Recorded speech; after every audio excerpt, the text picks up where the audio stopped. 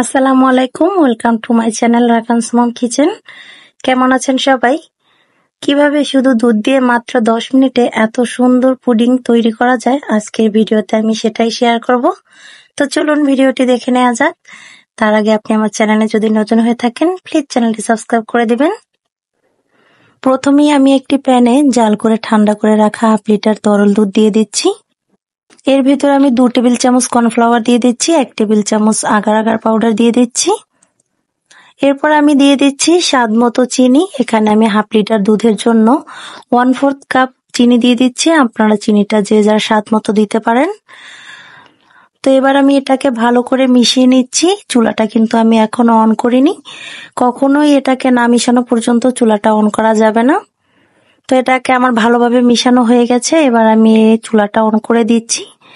চুলাটা অন করে অনবরত নেড়ে চেড়ে এটাকে জাল করে নিতে হবে।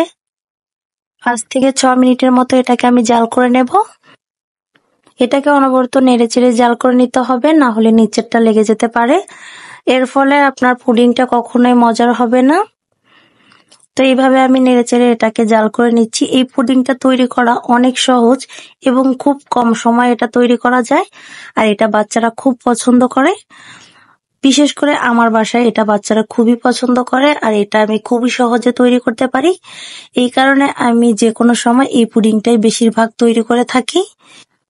আপনারা কখনোই গরম দুধের সাথে আগার আগার পাউডার ও কর্নফ্লাওয়ার অ্যাড করতে যাবেন না, তাহলে এটা দলা পেকে যাবে। তো আমি দুধটিকে বেশ কিছুক্ষণ জাল করে নিয়েছি। এবার আমি চুলাটা বন্ধ করে দেব এবং ছোট একটি পাত্রে এটাকে ঢেলে নেব। কাজটি খুব দ্রুত করতে হবে, কেননা না হলে এটা জমে যাবে। তো এটাকে আমি ঢেলে এরপরে আমি আধা ঘন্টা ঠান্ডা হওয়ার জন্য অপেক্ষা করব। ঠান্ডা হওয়ার পরে এটাকে আমি ফ্রিজে কিছুক্ষণ রেখে এরপর এটাকে আমি সার্ভ করব। এই বাটিতে আমি পুডিংটা তৈরি করেছি। অবশিষ্ট দুধ দিয়ে আমি আরো ছোট একটি পুডিং তৈরি করেছি। দেখুন এটা কতটা সুন্দর হয়েছে। তো এটা তৈরি করা অনেক সহজ। অবশ্যই আপনারা বাসায় এটি ট্রাই করবেন।